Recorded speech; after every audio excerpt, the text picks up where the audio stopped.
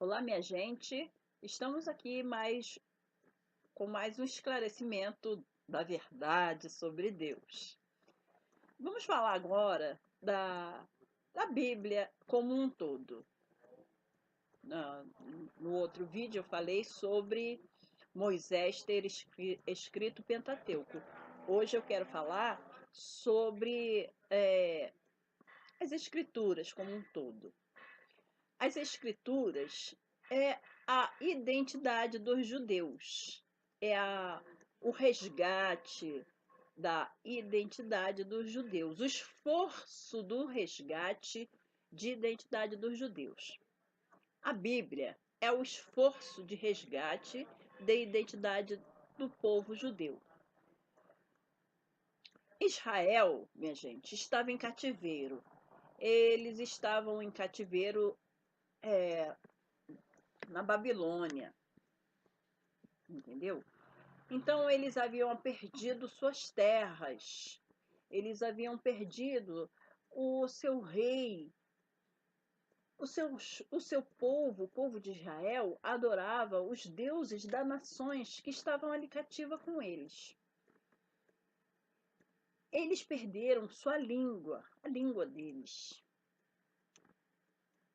Com estes fatores que eles estavam perdendo, ia junto sua identidade como povo. Quer dizer, estava se dissolvendo, o povo estava se dissolvendo como nação.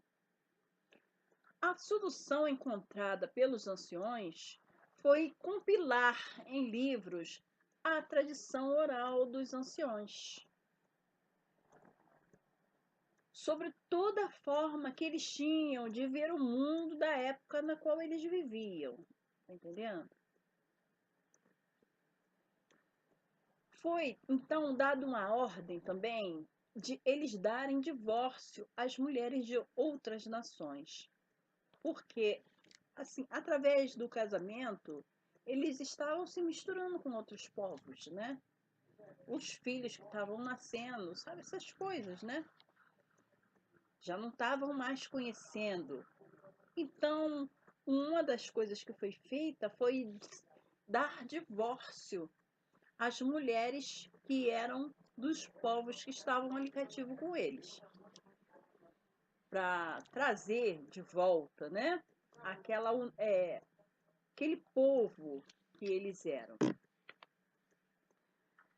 Uma outra forma, assim, aquela forma singular, né, de povo judeu, para se fazerem diferente também dos outros povos, os demais povos ali cativos em Babilônia, eles também fizeram o quê? Eles instauraram o monoteísmo. Assim, Israel sempre foi politeísta. As escrituras todas afirmam isso, Israel como um povo monoteísta.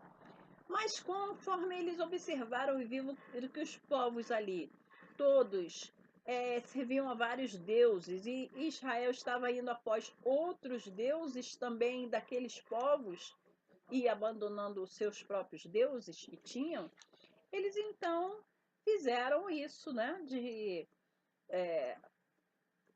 de ser um povo monoteísta, os príncipes, os chefes, para se diferenciar. O esforço deles era se diferenciar. Então, mais uma coisa que foi feita tudo na questão de, de resgate de identidade, porque eles estavam presos, cativos em Babilônia, o povo se dissolvendo, a identidade cultural se dissolvendo, o povo estava se desmanchando, entendeu? Então eles resolveram formar, é, formar aí as escrituras. E ali, né, na beira das fogueiras de Babilônia, certamente eu não estava lá, mas qualquer um dá para imaginar. Na beira das fogueiras de Babilônia existia aquelas histórias gloriosas, né? Imagina, coisa linda. Das glórias passadas, do templo passado, tudo aquilo. E todas aquelas coisas que eram contadas foi resolvido colocar em livro, colocar nos escritos, né, para que o povo se sentisse de novo orgulhoso de si, porque o povo estava envergonhado de si por causa do cativeiro. Aí vem o quê? O cristianismo. O cristianismo.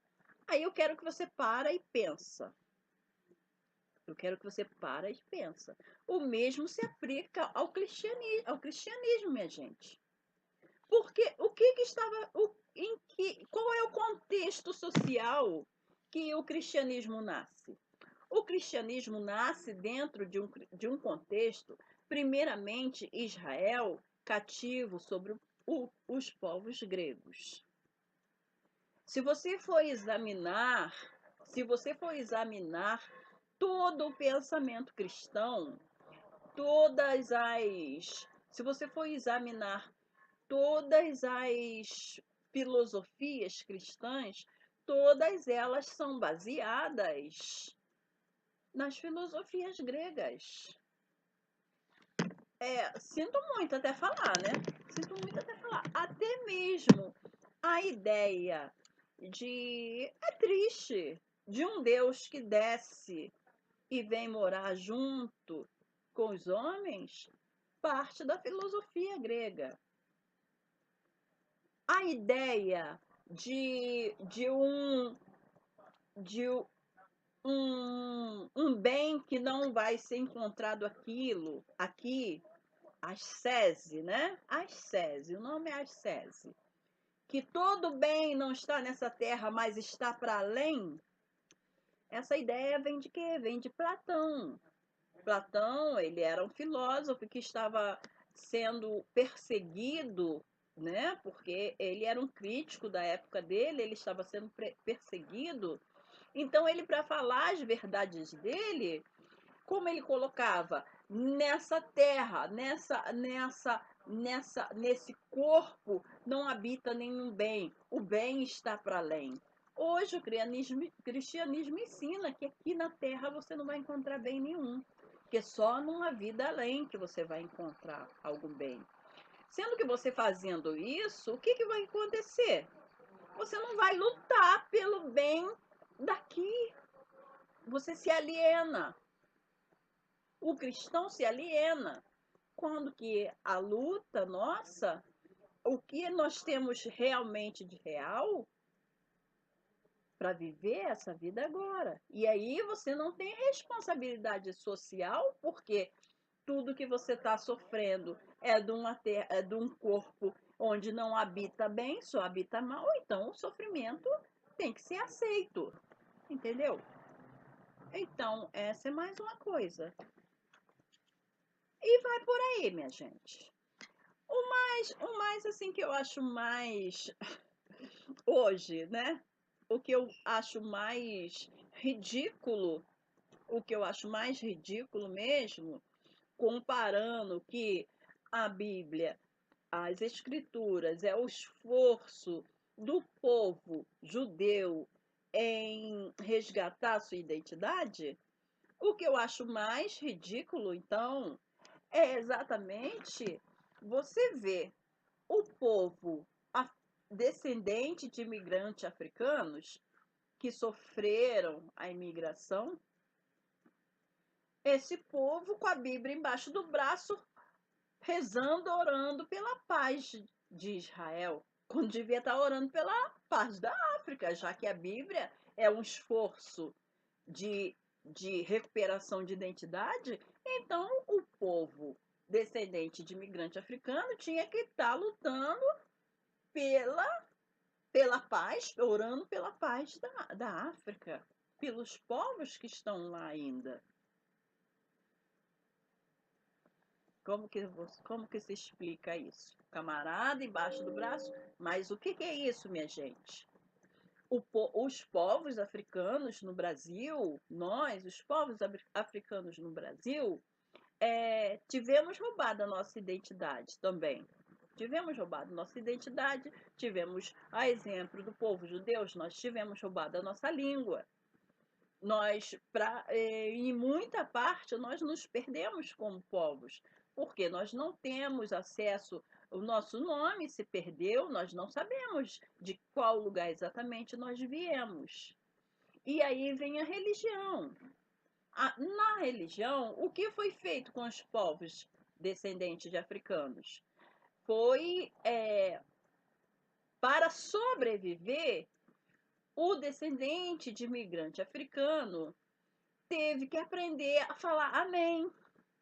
Foi a forma que ele encontrou de se sobreviver. De sobreviver. Então, não tem nada a ver.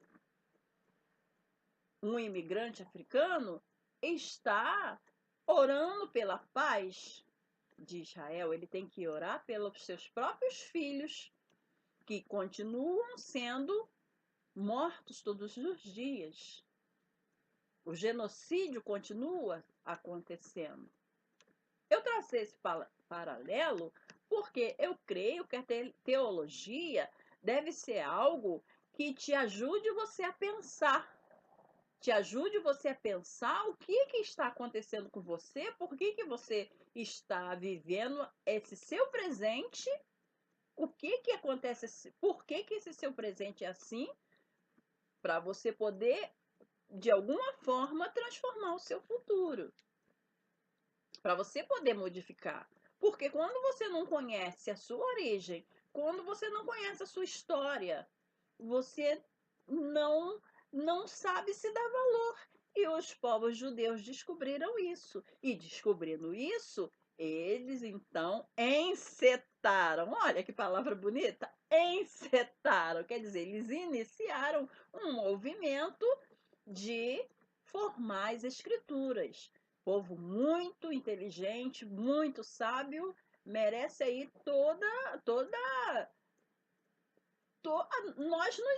nós enquanto nós digo eu e até outros que também possam vir a entender isso, ter consciência disso, se espelhar nisso e buscar a sua própria identidade, que não é a identidade dos cristãos.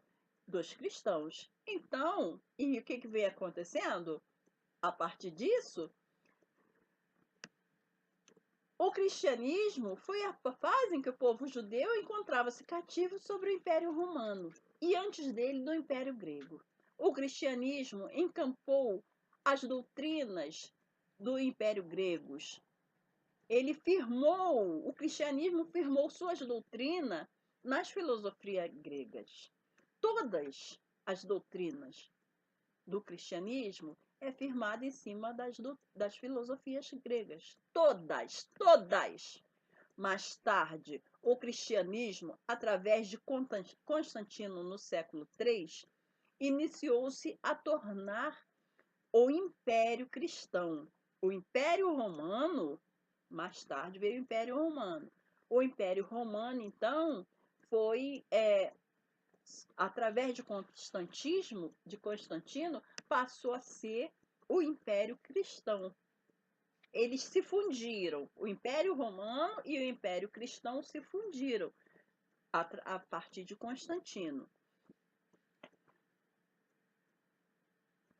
O Império Cristão sobrevive até hoje.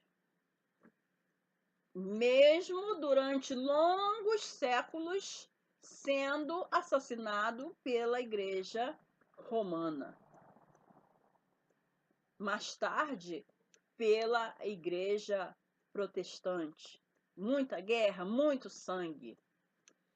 As coisas eram resolvidas da seguinte forma.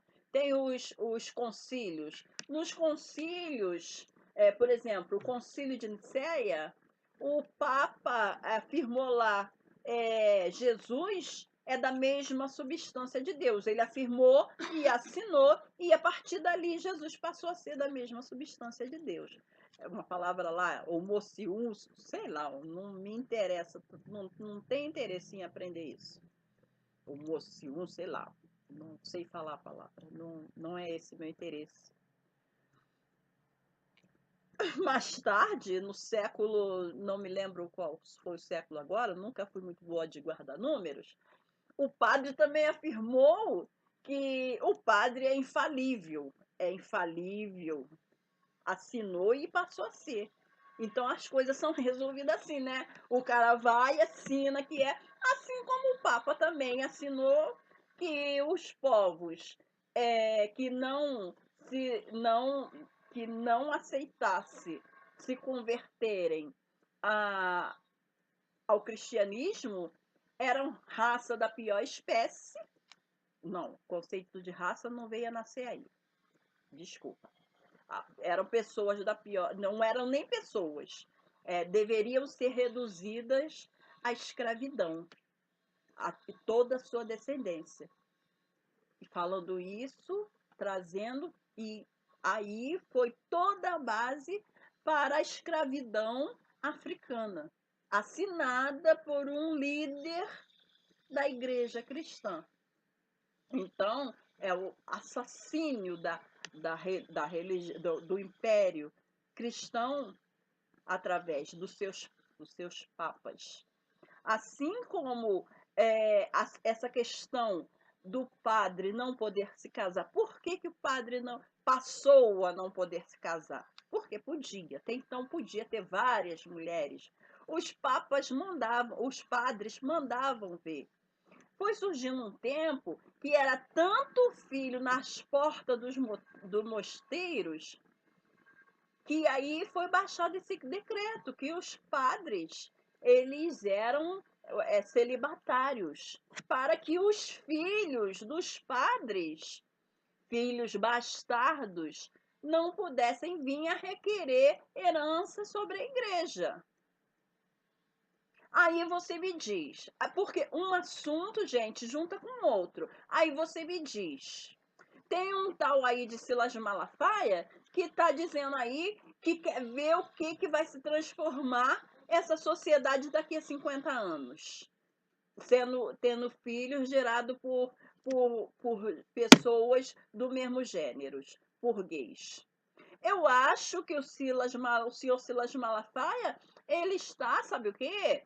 Ele está com medo que daqui a 50 anos os casais gays que não são mais cristãos venham a mostrar que são muito mais capazes de criar crianças do que os casais héteros cristãos.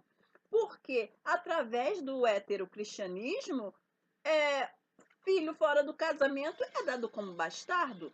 Filhos de padres, de religiosos, de pessoas que tinham filhos e tinham que esconder a sua gravidez, os filhos eram jogados fora. E você vê hoje aí o fruto da igreja do Império Cristão é essa violência que você tem aí hoje, de filhos bastardos, de filhos abandonados.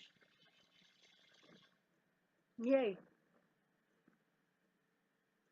Então, séculos de assassínio do Império Cristão pelos padres, pelos papas, hoje está se consolidando com o quê? Está sendo enterrado pelos pastores das igrejas evangélicas, que está terminando. Porque hoje em dia, se você disser que é um evangélico, ninguém mais vai querer confiar. Se é um papa, se é um pastor, ninguém mais vai querer confiar. Então, minha gente, vamos parar, vamos pensar, tá? Vamos examinar a história universal, vamos ver como é que as coisas chegaram até nós para ser como elas são hoje, principalmente na questão da violência. Principalmente na questão da violência. E vamos parar de ser enganado. Será que realmente a verdade sobre Deus é essa? Que Deus abomina que dois homens ou duas mulheres criem uma criança e dê educação?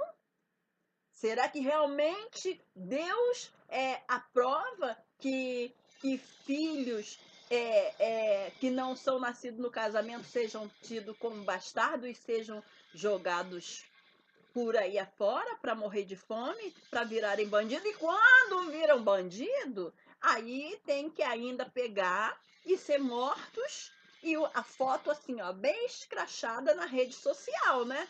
Ah, tem que morrer, bandido bom é bandido morto, né?